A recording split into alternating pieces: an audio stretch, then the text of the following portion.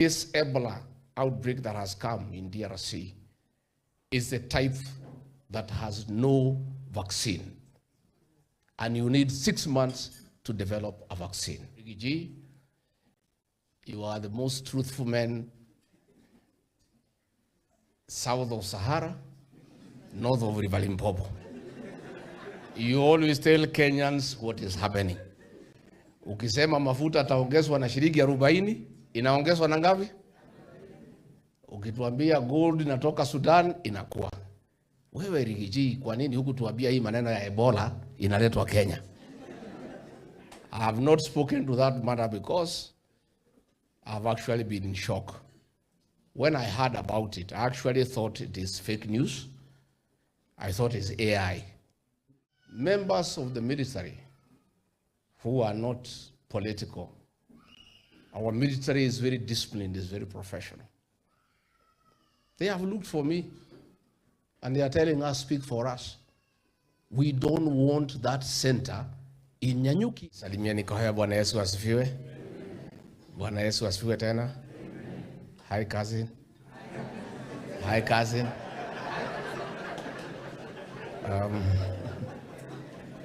I want to say that I am very pleased to have had the opportunity to attend this wonderful service to celebrate a great man of God,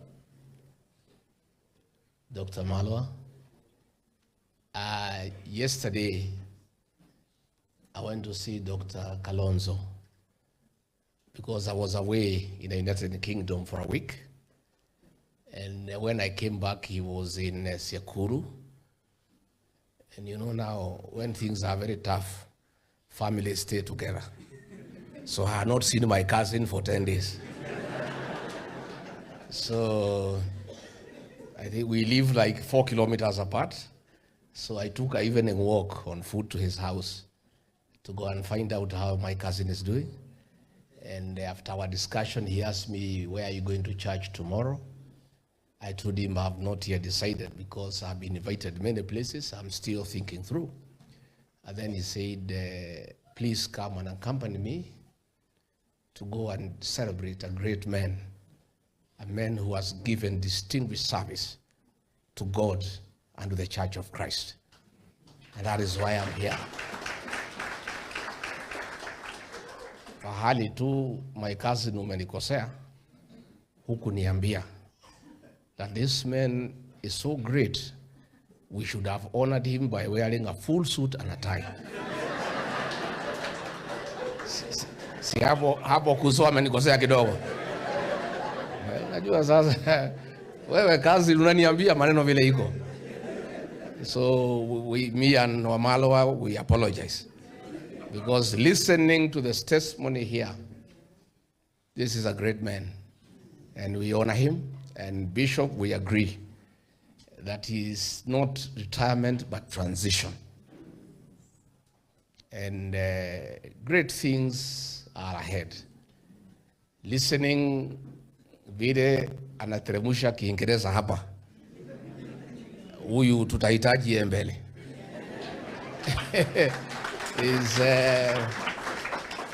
He may be transiting, but his mental faculties are right. Si mimi nimesikiza kabisa. Mimi sijasoma kama Dr. Kalonzo. Mimi masomo yangu ni ya chini. Lakini kusikiza, I'm able to listen and make good judgment. I've listened to Dr. Malwa na hako sawa. In between the years, iko sawa. So we wish you well and your family, and as you transit, continue serving the church, continue serving humanity. Sisi nikimalizia tu, sitaki niseme ile maneno tumezoea huko nje tutaharibu hii sherehe. Si unajua sisi tuko na maneno makali huko nje. Lakini sio sisi ni mbaya. It is the way the situation is. You know, difficult times call for difficult interventions. People have been harassing me for the last 3 days. Rigiji, you are the most truthful man south of Sahara, north of River Limpopo. You always tell Kenyans what is happening. Ukisema mafuta taongezwa na shilingi 40, inaongezwa na ngapi? Ukituambia gold inatoka Sudan, inakuwa. Wewe Rigiji, kwa nini huku tuambia hii maneno ya Ebola inaletwa Kenya? I have not spoken to that matter because I've actually been in shock.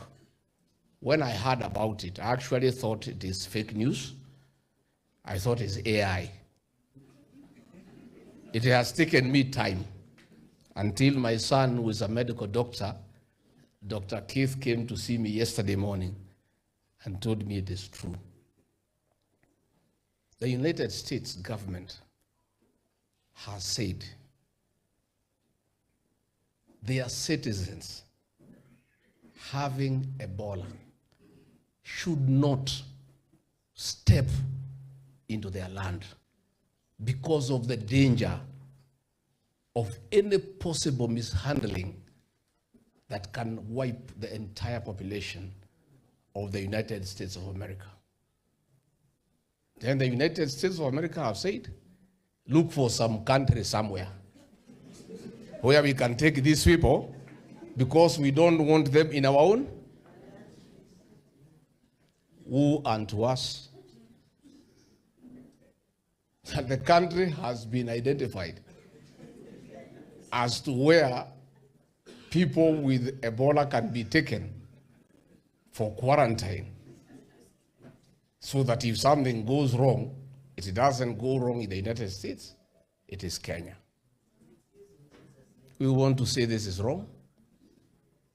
We have nothing against the United States, but we are also a responsible country.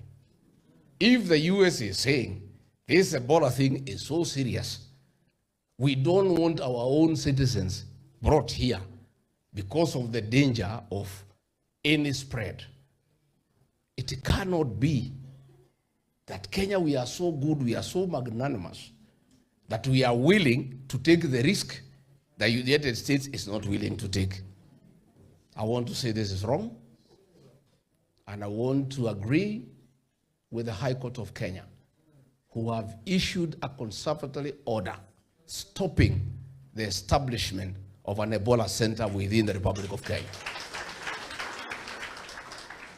And my son was telling me, Dad, I've come to tell you as a medical doctor, for the first time, I'm very happy you are removed from office. I asked him, how come? He said, we felt humiliated, we felt treated badly. But today I'm happy you are not part of that government because this is a reckless government.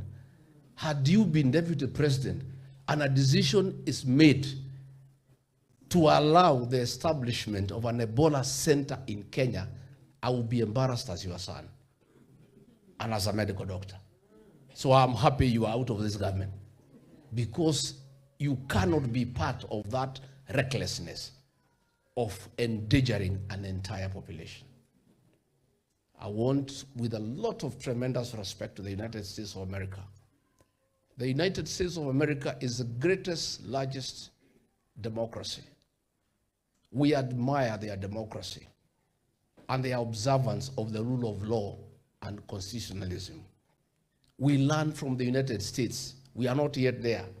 We would like to be like the United States in matters of democracy and the observance of the rule of law.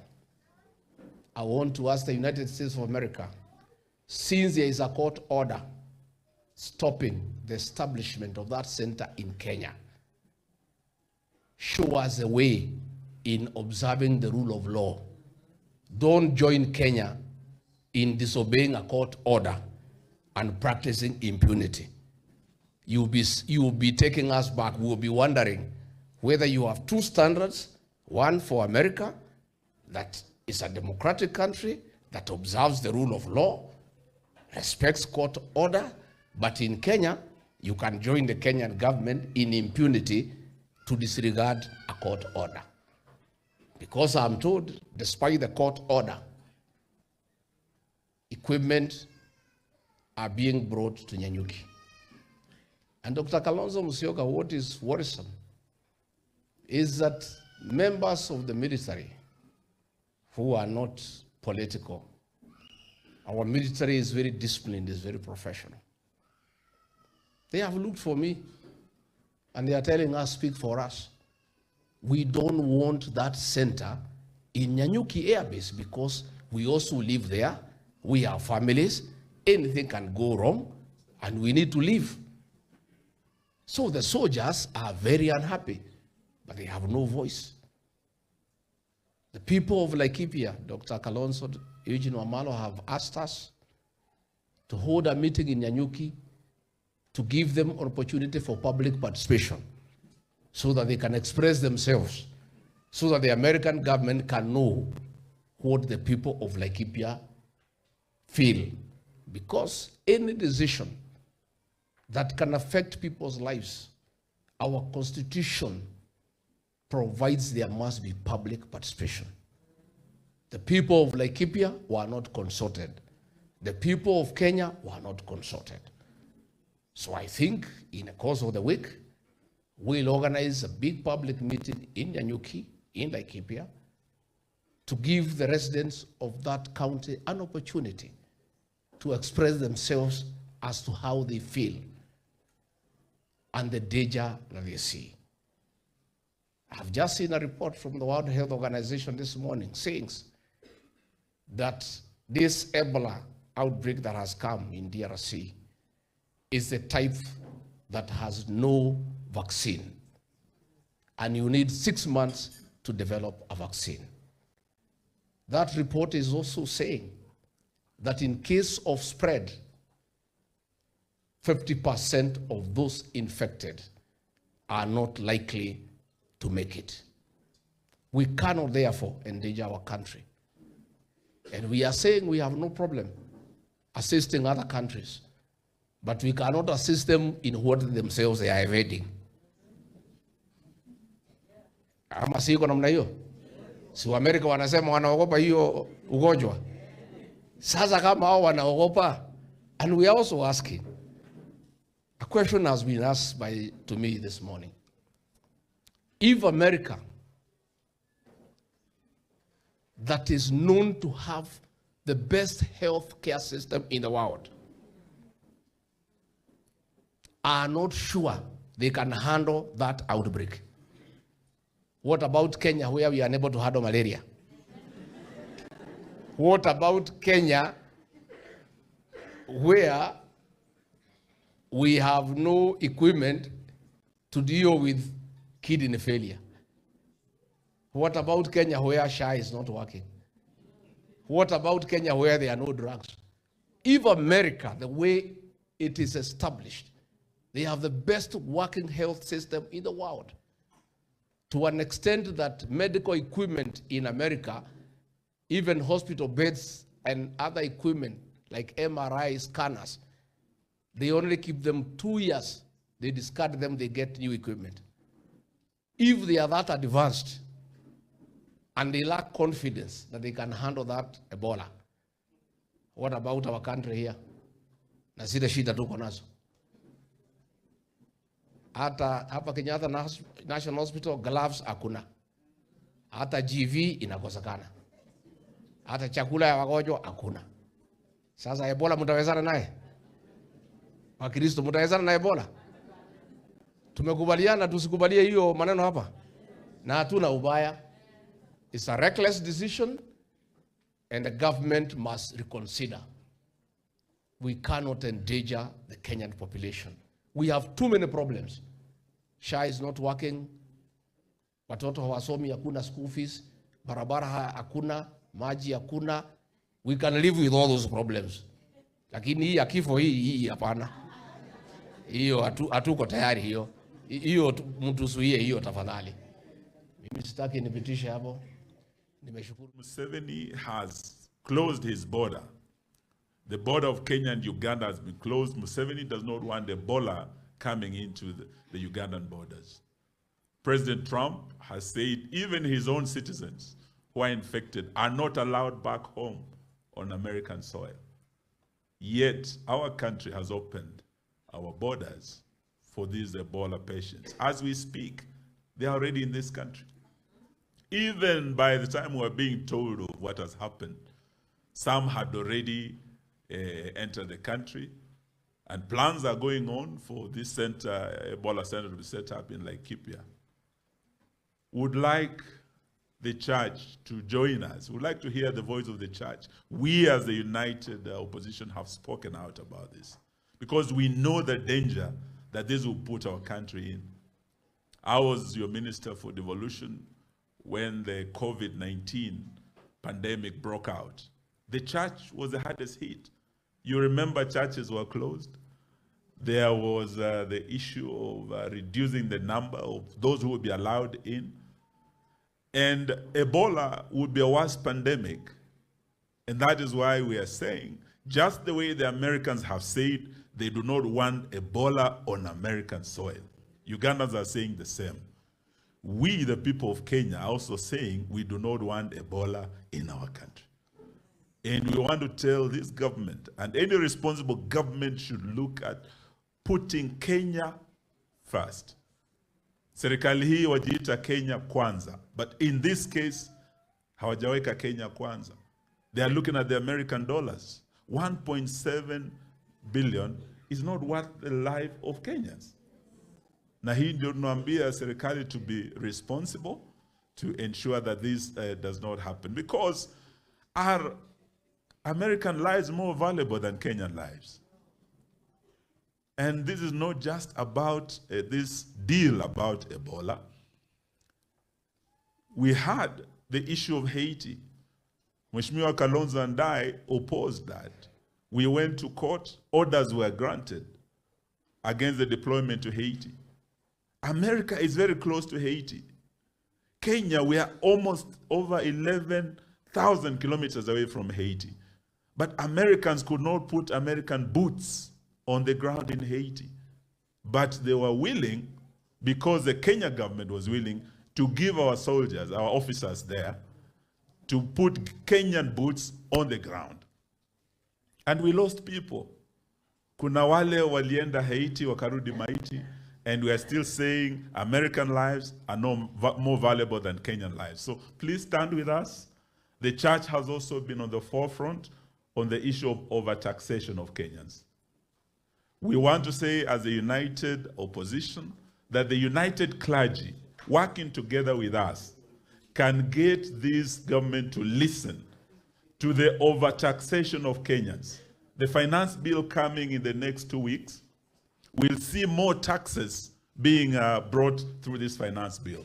So the church, we want to ask you, let us stand together, remain the voice of the voiceless, and let us continue speaking for Kenyans. Asanteni sana na Mungu wabariki.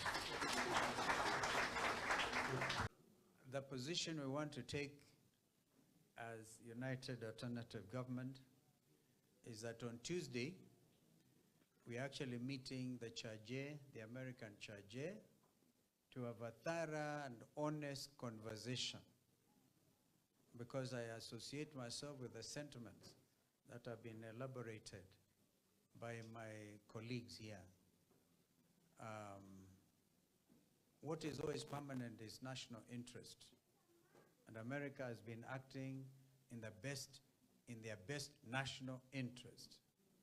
So Kenyan best national interest must be well articulated so that we do not have our people coming to grief because of recklessness. So this is a position we will be talking to them.